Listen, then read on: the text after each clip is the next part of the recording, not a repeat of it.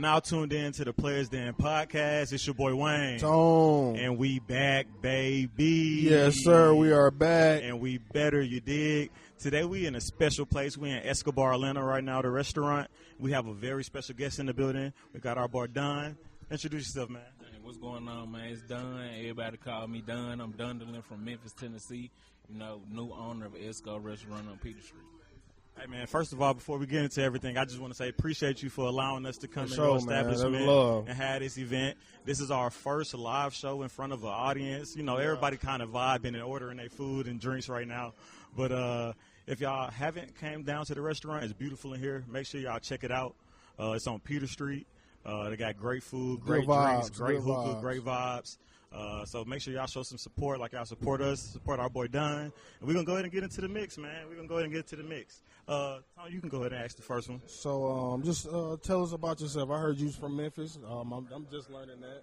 So tell us how you got to Atlanta, my man.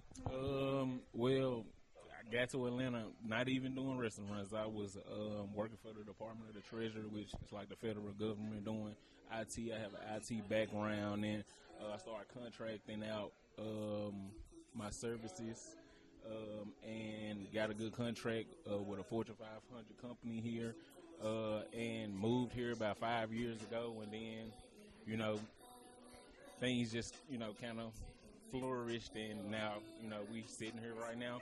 I'm 34 years old, got 4 kids. Have a fiance, which is also my business partner. She actually appreciates That's dope, it. bro. Keep it in the family for sure. Yeah, definitely. You know, I got 3 boys and a daughter, so you know, and they all come here and they, you know, they kind of, you know, look at it as, you know, something of theirs. You know, of course, you know, we all think about generational wealth and stuff like that. So just on that journey to pass this kind of stuff down to my children. So.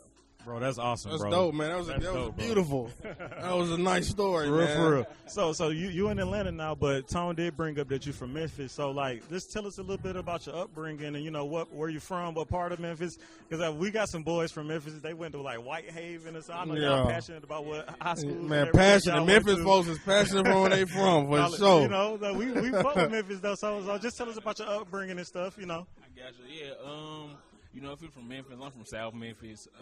Everybody know, like, Young Dolph. Man, rest in peace. Like that, Money, like Moneybag and Finesse 2 times and all those kind of people. I actually went to school with Finesse. We kind of grew up in the same neighborhood. So, again, you know, Memphis is not as big as Atlanta. Like I tell people, you can literally drive around the city in 30 minutes. But I grew up in South Memphis. I graduated school from Wooddale High School, which is, you know, everybody know it as the east or the east side of Memphis. Or, you know, my neighborhood was the county because before it became a part of the city, it was, you know, Shelby County or whatever you want to call it. So, you know, that's where I grew up at and, you know, just kind of had that upbringing, you know, single mom, me and my little brother, you know, so just, you know, just wanted better, you know, just wanted to get out of Memphis. And when I got that break, man, I ran, you know what I'm saying? I ran. That's what's up, man. So you was in the IT business, and then you come to Atlanta. And IT, by the way, is booming. It's going to always boom. It's actually taking over more. Man, what? But the IT world's taking over. So how did you get into this business?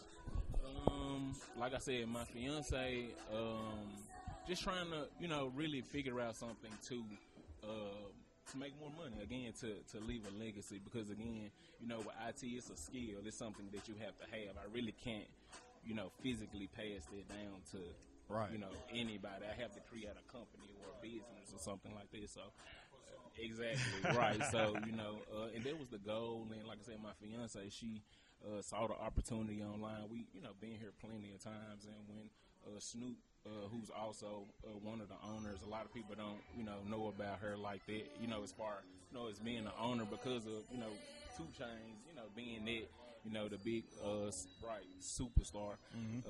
And, you know, she was posting that, hey, you know, we franchising, you know, Esco. And, you know, we was like, hey, look, this would be a great opportunity for us. You went and got the original, the OG. And it really didn't even start like that. We actually started the one in Memphis, which became like a big, huge success. And, okay. Snoop hit me up personally, and she was like, hey, look, I love what y'all did with Memphis. I think y'all should come down here and take over the flagship location. See, I seen the one that opened up in Memphis on like Twitter or something, and I was like, okay, I'm thinking 2 Chainz. Okay, he taking over Memphis too. But okay, that was you. Was just the man behind it. What you franchise it? Like, how did you come apart? Like, yeah, and this exactly what I was about to say. You know, when you grow something like a McDonald's or any kind of business like that, it starts with people like me and you that believe in the vision and invest into the company. And now it's like, okay, hey, it's a success here. You guys can move around and ladder up and now get more.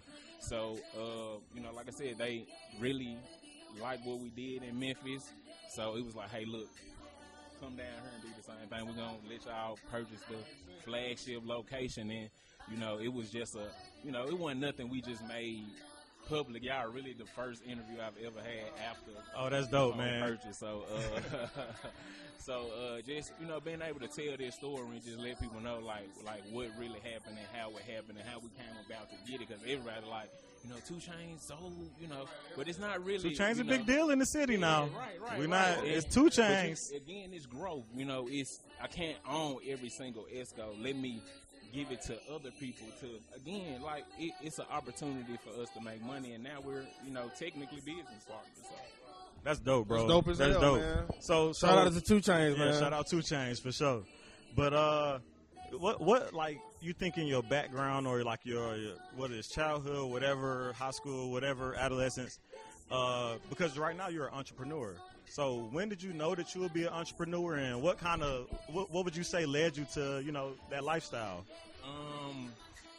Honestly, just coming from a single parent home, like my mom worked all the time. Like we did stuff, but it was once a year. You know what I mean? And having kids of my own, and just wanting to have that time freedom and be able to just go and do as I please, and be financially stable to do those things, and it's not saying you can't do it with a job. Like I was making $200,000 a year in my job. I believe it. Definitely believe it. Amount of money, but I didn't have the freedom. Like I literally was working 40, 50 hours a week.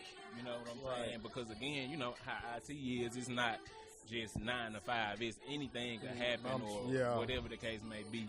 So, not being able to just always, just go and do this and, things like that. So, the entrepreneurial route was just something I was like, okay, I think this is what we need to do. And just kind of, take that leap. Like if everybody that I watch, any mentors that I've listened to, that's the first thing they say, like I had to take the leap, so. That was my goal. Take the leap. Yeah. It's a good one.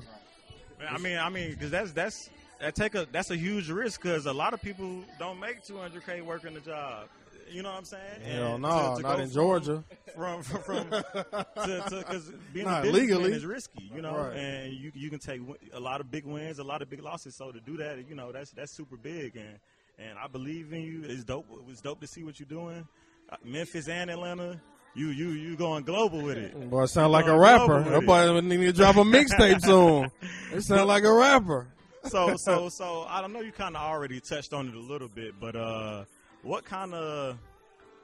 how'd you get in contact? I know you saw it. Was it a ad, or how'd you get in contact with 2 Chainz, and when did that connection happen where y'all sat down and kind of discussed business for real? Right.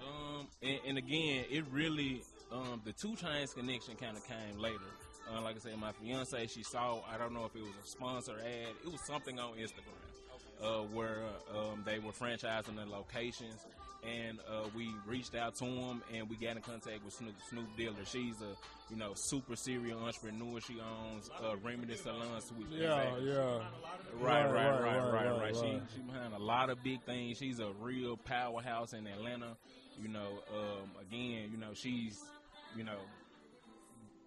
believed in what we had going on. So, right.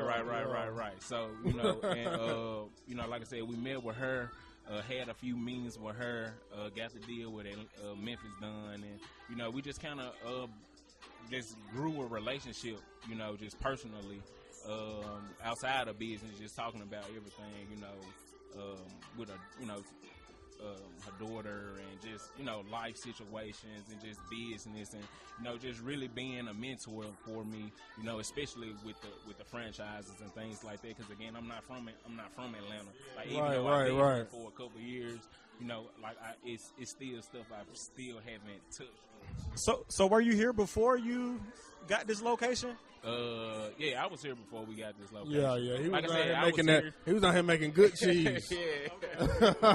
I was. That's when, like I said, I actually moved down here working for the IRS. Quit working for the IRS. A lot of people be quitting the IRS, man, getting their own What the hell contract. the IRS do to y'all? Well, I'm gonna say the IRS, but it was again. I'm IT. I'm not doing returns on what people think that I'm doing. Yeah, that ain't no real money. That's some. So I'm not doing That's it. But, yeah. You know, it's really, you know, we say IRS, but it's Department of the Treasury. You know, Right, it's right. Like I say, that The people government. You know what I'm saying? Right. And like I said, it just wasn't for me. You know, and like again, being blessed and just had the opportunity, took the opportunity. And, you know, it's just been up from there. You know, bought a house, flipped it, made some cheese. Yes, sir. You know, and then again, you know, with real estate, it comes with commercial real estate. And, like, you know, again, the next opportunity just kind of. And then it's downtown, Peter Street. You got the Falcons, sorry ass right here. You got the Hawks, sorry ass right here. But you got that soccer team, though. So you're going to get a lot of that soccer traffic. Shout out to them winning their first game of the season. For sure. That's how we kind of got it. Like our relationship, it's right here. I used to live right up the street. I used to come here all the time. Before one of our shows, I pulled up. I'm gonna go to Escobar today. Right, yeah. You know, get some wings real quick. And we end up running into each other, and I'm glad we did, man.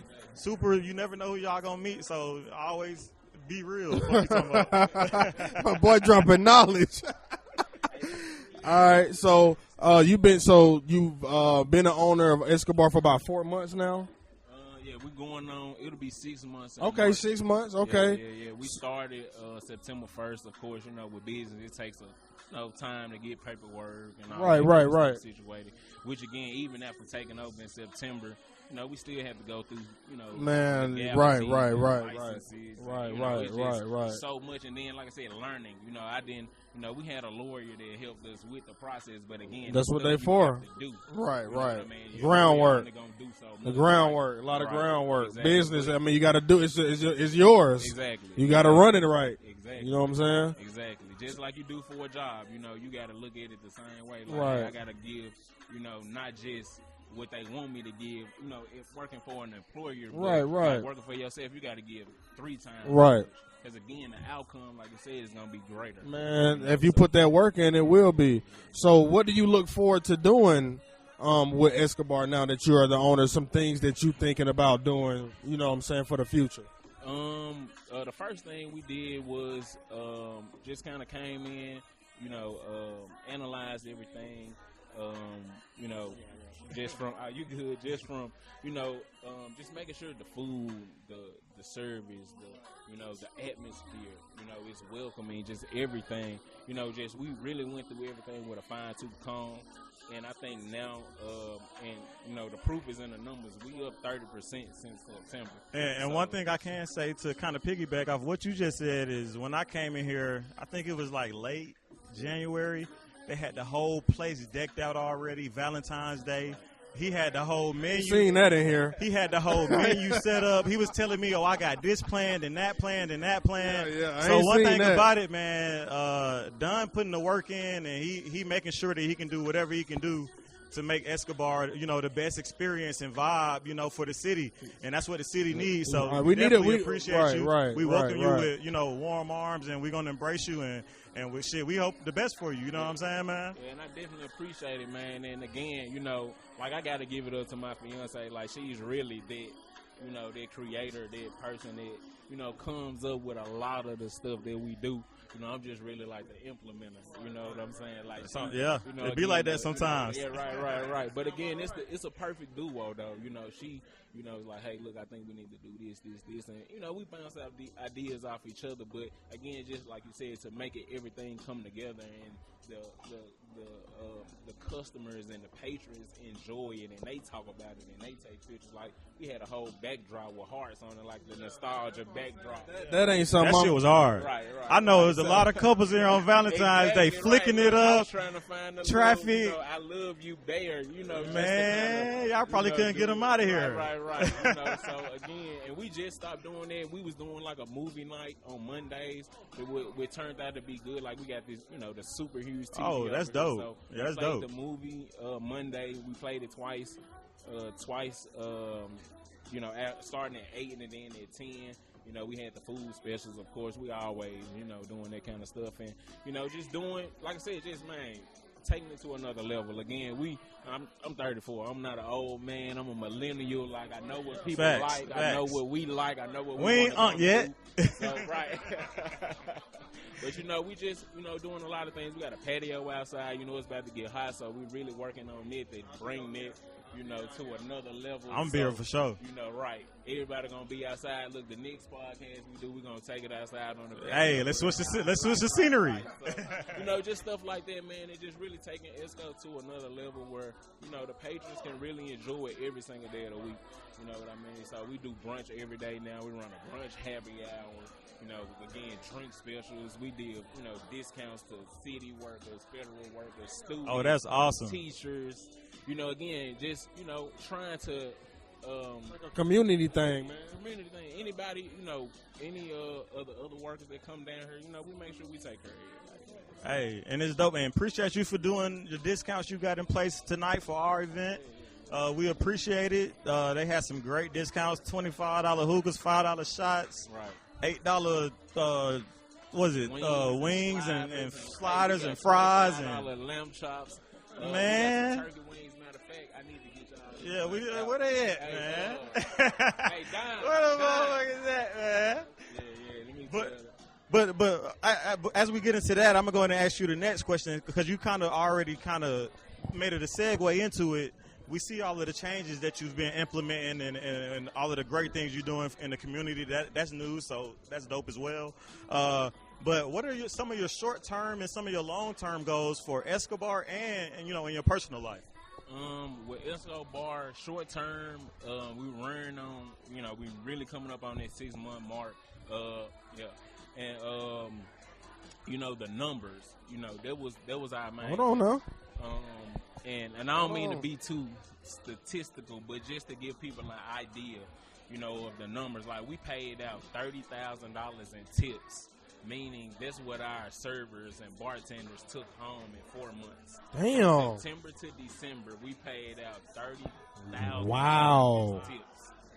That's not hourly. That's just what you made in tips. Damn. So Delta, it sounds like Delta or the bartending world and the waiters. Hold on now.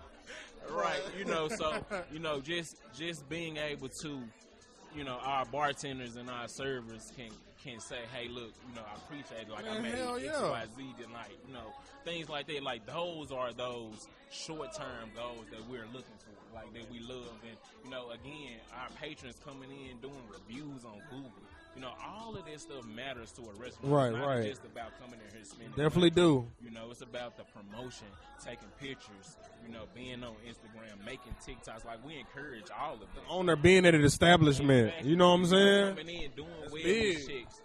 Doing table audits, things like that. Like, I saw the guy over here smoking. He didn't have an ashtray. Here go your ashtray. Right, I don't mind getting in doing anything like any of my employees know. Yeah, I seen you doing the groundwork when we got in.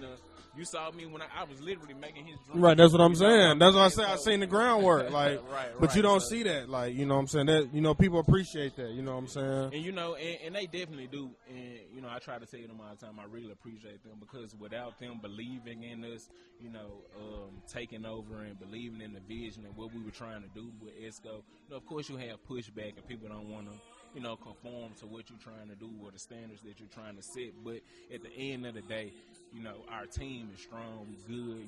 We're servicing literally 300-400 customers, Friday, Saturday night. Like tonight, you guys brought everybody in, and you see nobody's having a problem. Everybody's drinking, they chilling. So we try to create that vibe, and like again on a Tuesday night, you can come in here and do this every single Tuesday. Right. Hey man, it's dope, man. You got the ground, you got the blueprint. My bad, you got the blueprint. And I ain't mean to cut you off, but the last part of the question, long term, with the Esco, we're looking to open, more franchises once we get this one self-sufficient. Yeah. We have our own brand, East Brand. That's the company that pretty much owns these restaurants and stuff like this. So, and we have our own things coming down the pipeline, like just working in here. Like y'all taste, I created this sauce. Man, special, I ain't gonna lie, that is looking crazy. Yeah, it's on top of the turkey ribs. All right, let's do an interview break for a second. Let's go ahead and. Let's go We ahead. ain't no Keith Lee or nothing. We ain't no Keith Lee or nothing, but we gonna taste it and rate it 1 through 10. Here you talking about? I wish I had a little ranch, but let me get. What's this, a Cajun fry? Yeah. It's the Cajun fry. Why every time somebody get food, they always grab the fry? You got to in with the fry first. It's easy, man. It's easy. You don't gotta, you ain't touching nothing else. Grab your one fry, but yeah, it's just. It's about no, that's Keith Lee. That boy Keith Lee tonight. Hold on, I might have to tap into my review bag. No, that shit busting for sure. Have Let you? me see. Did you add anything new to the menu, or you pretty much kept it the same, or did you want to bring your own twist to Atlanta with the menu? Yeah, we did kind of add I'm not gonna say add things like the turkey rib. Definitely was something that was not a part of the franchise that we added. Yeah, Is that what I just did? Yeah, that's a turkey rib. My God. Yeah. And it's something I got from down here, being in Atlanta. It was just something I picked up on. Like I said, we took it to Memphis first, and it was a hit. And then, Man, what y'all put in this turkey rib? I told you, man. I ain't never had a turkey rib. It's the sauce. I didn't even know a turkey rib Turkey's existed. got ribs? Man, what y'all do? What y'all do to the turkey? I can't even tell y'all what it is. You know what I'm saying? But nah, it's the turkey rib is not actually the rib. It's the shoulder of the turkey. Got you. And I had to find that out talking to a chef. But again, in the restaurant industry, I want to know what we selling. People asking me, "Hey, what's a turkey rib?" Like I can tell you, and you don't got to be like, "Okay, I thought it was a real rib." You know what I mean? But, Subject matter expert. right? Yeah, but yeah, that's something we added. We do things with different dishes that we already have. Like the salmon, we sell a lot of salmon, so we do salmon bites, we do lobster bites, things like that. Just adding more things to the tapas menu, and that was pretty much it. Like I said, majority of the things we did was perfected the menu. Making sure that every cook knows how to create every dish the same way. Like every time you see the turkey rib, that's how I need to be every single time. Man, so, what? Just trying to do those things like that, and just we got some more stuff coming down the pipeline, but again, it's one thing at a time. You never want to put too many eggs in the basket. Quick question. Restaurant and tapas. A lot of people don't know what tapas is. When I first started coming to Escobar, I'm like, restaurant and tapas? What is tapas? So, can you let, for people that may not know, what is a tapa? Okay, so tapas, it technically means small plates. So what a small plate is an appetizer. See, we from the hood. We don't know. Again, I am too, but like you said, you have to be a subject matter expert in some things, and you have to be able to explain what a tapa is. I can't say, I don't know, man. You just say a tapa. It's like, no, I can't say that. My first question, what is tapas? And what are we doing here with that? Hey, listen, literally, like people call and say, I know y'all in a restaurant, but what's tapas? Like, it's just appetizers. Okay. But like I said, I gave y'all the technical term for it is small plates, but with a small plate is basically an appetizer. That's all it is. So. Okay, and you kind of got into some of the new things you got on the menu, like the turkey ribs, which are, if y'all haven't had them, I'm assuming y'all haven't. I ain't had them. I ain't never had a turkey rib. I didn't know that was a thing. If y'all haven't had them, I can't wait till we done so I can tap back in. But so you talked about some of the new things that you added to the menu food-wise. Did you add anything drink-wise or anything to the menu?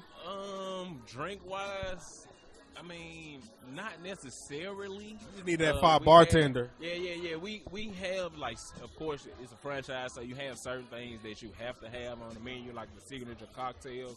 But, we did add different, more alcohol. We have a variety of Bel Air now. They're one of our big sponsors. If you, look around, you have a lot of Bel Air decor, like a big glass back over there somewhere. But just things that attract different people. We were doing like a big passport Wednesday night where we had a lot of the Jamaican people in Atlanta coming out on Wednesdays. We had a Bahamian DJ actually, and we started selling like a liquor called Ray and Nephew. It's a rum that is like really popular in Jamaica. Didn't even know that, but we started selling it so much we actually added it to the menu. Oh damn! I ain't never really drunk rum. Yeah. What is it? What is it made in a barrel? I don't know what it is, but that shit pretty. I ain't never had it. Yeah. And it goes in a lot of fruity drinks. Like if you go out the country and stuff like that, Caribbean like this. I'm straight to Dunn. My boy tequila, and when we was on brown, it was brown. Now we on tequila, it's tequila. He ain't fucking with nothing new. What you talking about? Yeah, man, you gotta be a little diverse, man. You can't just. I don't know. We'll see. You can't just drink the Julio. I may have to get on my healthy tip and get on the vodka, get on the Tito's a little bit. I may have to. Nah, I ain't doing that one. I ain't doing that. That's why I'm staying with the tequila. Leave it alone. I'm not a big drinker like that, man. I wasn't at first. I will every now and then, but I'm not just, give me this, give me that. Like I'm literally drinking Sprite with grenadine. Like it's no alcohol. I thought you was mixed up over there, man. It looked mixed. Man, it's just, a little Sprite and grenadine, but nah, I had me a little shot of Douce before. Okay, look. Type shit. See, look, that right there. So do the Douce right there. We done talked about a lot of the restaurant. It's the Players Den. We're going to kind of, talk about a little bit of sports. You repping them on your shirt. Yeah, I was like, very hard. When I came in. Okay. So I was going to ask, do you support the Grizzlies? But I know the answer to that now. I just want to ask you, how you think their season going? I think currently they like second or third in the West. They ball even when players don't play. Whether Morant playing or Bane playing, whoever playing. Jaren Jackson he made a second All-Star appearance. So how you feeling about the Memphis Grizzlies? Yeah, man, I'm excited. Being in Memphis, like we big sports. People, especially basketball. For sure. Don't blame you, brother. I mean, you can just tell just how the players are. They love the Memphis culture. Like, we really, tighten in. Like, anybody that you see out of town that's from Memphis, like, you're going to see they going to, kind of be really tight. Right. How we are, just as a culture. But, yeah, I think that, the Grizzlies have a great shot at, going the distance. Whether, like you said, Ja is in or Bane or, they have a great bench. They do. Sami Aldama, he really good. Really great big. Great big. Really. But he don't play like a big. You know what I'm saying? Yeah. My fantasy team. Yeah, his ass be balling. Yeah, facts. I think they, like you said, with Jaren and, the rest of the guys, everybody Bang, just being leaders. I think that's really what Memphis needed. Right. Some good leaders on the team that can really, carry everybody. Like who is ever having a bad night. It could be anybody, bro. It can be, what's his name? The point guard that come off the bench. Oh, Scottie Pippen Jr. Scottie Pippen Jr. be balling. Right, you know what I'm saying? He carried when Ja was out for a long time. Great backup point guard. Great. My God, great, because he cut the Hawks. Yeah, facts. I know. That's one of the difficult things about, being from Memphis and then being in a big sports team like Atlanta. The Hawks fans come in, especially when the Grizzlies played the Hawks, man. It was crazy. I had my I wanted to decorate with Memphis, and it was like, no, you can't do that. You're in the like you're in the heart of Atlanta. I'm like, do that, brother. Please, I'm season ticket. I would have walked in here that day. I would have had to hit an about face, man.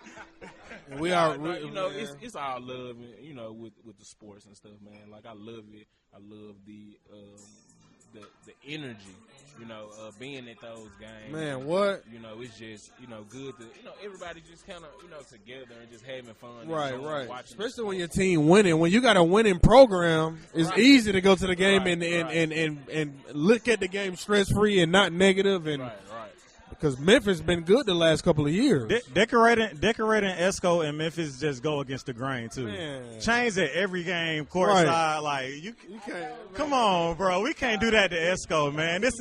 Come on, let us have some. But let me ask you a question. So, if Jaren Jackson wins Defensive Player of the Year this year, because he got a chance to win it, because Wemby went out for the rest of the year with a blood clot situation in his shoulder. So if Jaren wins Defensive Player of the Year, which he's the front runner right now, Memphis going to pay that man $350 M's max contract.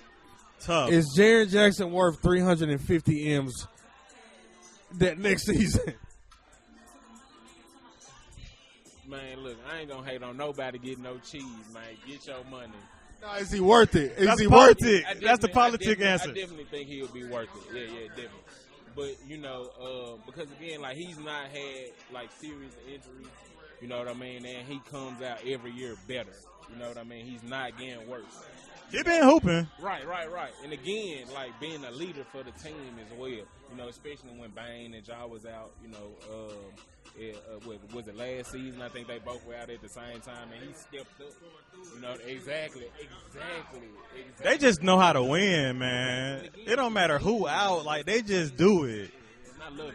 It's really Jenkins, too. Taylor Jenkins. Yeah. You know where he came from. He came from the Hawks. He was on our bench for Budenholzer. Yeah. Right. That's so shout out to Taylor Jenkins, but he keep his hands in his pocket. That's that San But they either clear the spread. They cleared the spread last night. They had them +6. They lost by 6. So Memphis is a team that really just don't give in and give up. I wish that was something the Hawks had in Atlanta, but they just don't know how to. The coach suck. I'm sorry, the coach is bad. The front office is bad, and that team not gonna get better until stuff change. Man, but shout out to Memphis Grizzlies though. Man, you just said 2 Chainz be on the front row of all the Hawks games, and you just did all of it. Well, we do that weekly. That's weekly. That's weekly. Yeah, no. That ain't nothing new. No. So it's that ain't so nothing I'm a new. season ticket holder, and he used to be, but he don't support bullshit. I can't support bad product. Which he feel like the city being putting out on that basketball court. But we talked about the Grizzlies a little bit. We haven't talked about football. Are you a Titans fan? I mean, He's a Titans fan. Yeah, he didn't want to say it. Yeah, it's cool though. Again, We Falcons fans, bro. Right, it's bro. okay. We in the same boat, bro. We know We what it's ain't like. won no championship. Y'all ain't won no championship. In the same, y'all ain't going to the playoffs. We ain't going to the playoffs. It's been terrible for the Titans. Man, it's I don't even know what to say. We don't even talk about the Titans. Like, I was literally just came from Memphis this weekend. I ain't seen nothing about Tennessee Titans on nothing. Not a radio station. Man, we in the same boat, bro. It's all good. Yeah, wait. Y'all got the number 1 pick, right? Don't they got the number 1 pick? The Titans? Tennessee? I think it's. I thought it was top 5. I don't know. Look it up real quick, H. I don't know. Hold on, we'll get back to that. But But yeah, man, again, like Memphis, we basketball town, man. We got the Grizzlies there. That's all we worried about. Sometimes it's college, of course. The Memphis Tigers, they do their thing. Yeah. But again, like I said, they do. Tennessee Memphis do. is super basketball town. So yeah, Tennessee does have the first pick in the draft. who y'all going, man? What is it? What Travis you Hunter, want? Shador. You want Ward? not. They saying Travis Hunter projected number 1 pick. I'm not drafting Travis Hunter on my first pick. I don't. I'm gonna tell bro, he got to bulk up 40 pounds before we look at you. What you think, man? Should y'all go quarterback? Because that's a position y'all do need to address. Will Levi is. If the quarterback ain't throw to himself, I was just about to say, like, even if you get a quarterback, like, we need more than just a quarterback. Just in my personal opinion, But I don't know. I don't know. Do you start at a quarterback and build around that, or again, I'm not. I can't. drafting. I don't know. Honestly, I really don't. Yeah, that's tough. It's tough. Again, It's a tough they situation. need a lot, and again, like you said, the quarterback will be a great star, but like, how do you build around it? Because of course, you get 4 Shador, years. Like, he's gonna, he's gonna take the budget. And do he want to? Right. Because it seemed like Dion. We not going here. We not going here. We going there. So Prime got a lot to do with this. So if they say they gonna draft him, they gonna go do something. They gonna sit out. They're going to sit out of here. That what he said if who, the Titans take him? He's just saying if it's a team that's thinking about drafting him that they don't want to go to, they just going to sit out. That boy Deion got too much power. It's business, man. You know, it's not just, you know, like you said, that's the politics when it comes to, you know, stuff like that. And it's you know, it's at the end of the day, it's a business. You know, again, we gotta make smart business choices. You know, because again, it's gonna be his future. Like you said, 4 years. Like, where do I spend, you know, these 4 years? Because they definitely not gonna get Ricky.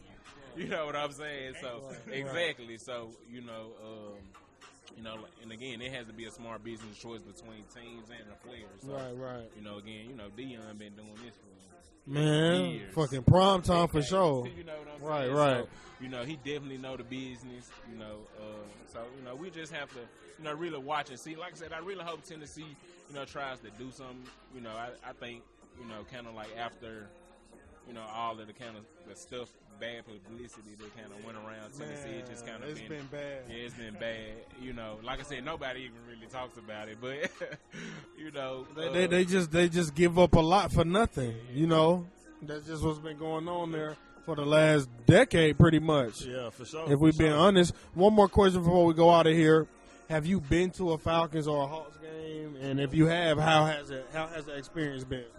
Man, I got a funny story.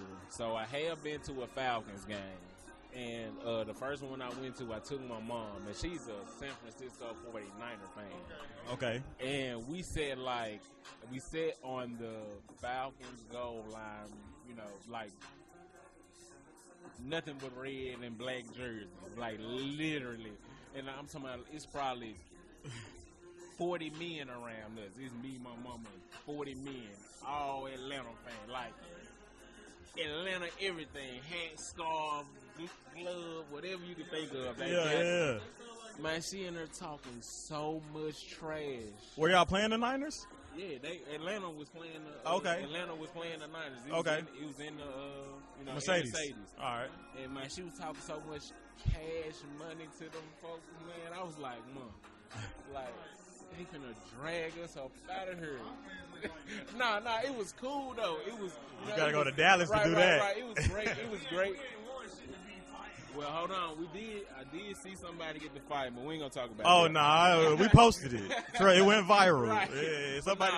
You know, it was great. You know, friendly competition, man. It was a great game. It was right, but it was, you know, it was fun. And then been to a few Hawks games. Yeah. The energy. Man. Yeah. You know, in the networking, you know, I never realized, depending on what ticket you get, the different type of people you can run. Oh, yeah, it's like LA. It's LA. It's like LA. I did was when I sat courtside. That's how I got CM on the show. That's how I was supposed to get the MLB guy on the show. I was courtside. You know, after the games, they open up the court. It's still open an hour. You drink all night.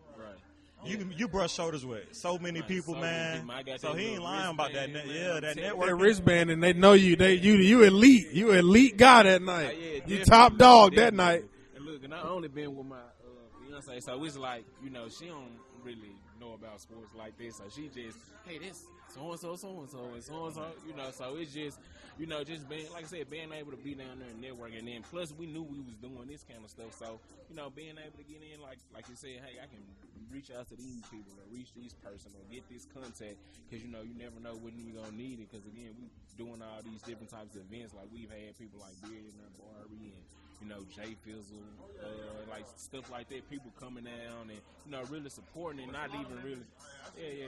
Oh, yeah. Memphis in here too. Oh yeah. Memphis down here in the city, you know, for not sure. just Memphis. You know, we try to diversify ourselves with everybody. Absolutely. You know, but again, you know, like I said, Memphis really click tight. You know, especially with them knowing we've taken over and stuff like that. I've been getting calls from, you know, a lot of different people that's in the city. So, you know, again, you know, they don't always want to be on a Friday night. They want to come in on a Tuesday, low key, come hang out, stuff like that. So, you know, yeah, it's been great though, man. It's been awesome. I love Atlanta. You know, it's been welcoming. You know, again, of course, you got your ups and downs and stuff like that, but you know, it wouldn't be worth it if you didn't go through stuff like that. Absolutely. Well, man, you doing your thing. Super big shout out to Escobar. If y'all in Memphis, go check them out. If y'all in Atlanta, come check them out. Everywhere. Like I said, the vibe is there. It's immaculate. Like I said, hookah, food, drinks, vibe, music. Man, it's all here. You can find it all at Escobar. Before we let you go, any shout outs? You got to shout out any people or anything? Yeah, man, of course, man. Shout out to Big Money Snoop, man. 2 Chainz, my dog, man, my fiance, my right-hand lady, my business partner, man, my team, my GM, Shay. Man, we couldn't do this without y'all, man. All my cooks, my bartenders, my servers, so many to name. If I forget somebody's name, they're going to be mad. Yeah, don't even do it, brother. But, you know, our security, just everybody that really makes this thing, you know, go day to day. You know, all the way down to our dishwashers, man. Right. You know, like, I really appreciate everybody. And last but not least, man, shout out to my Uncle Pat. Like, he literally took me under his wing. He been doing the restaurants for about 40 years. Damn, shout out to Uncle Pat, man. Shout out to Uncle P, man. And but he been in the restaurant industry for a long time. And he's, man, literally took me under his wing and just kind of nurtured us, Yeah. you know, into, you know, being able to get this restaurant up 30%. You know what I mean? Like, you know, I literally call him every single day. You know what I'm saying? But Hell yeah, you know, man. You gotta use your resources. Definitely, man. So, yeah. you know, like I said, last but not least, shout out to him, man. I really appreciate him, man. You know, to God, man, I really appreciate, you know, just being, you know, blessed with this opportunity because again, it's life changing. Now I really have an asset. Man, you in the heart of the city. You know what I'm saying? Right, man. You know, that I can do something with. Legacy. It's a legacy thing, man. Right. And look forward to, you know, to Knicks. You know, we, like I said, we got a lot of stuff coming down. I'm sure this is not gonna be the last time me talking with you guys. Oh no, hell no. We 2 minutes away. yeah, so definitely. Nah, man. Whenever you need us, man, we'll pull up. Next spot, we'll do it again, man. Yeah. But we definitely appreciate the hospitality. Appreciate you having us.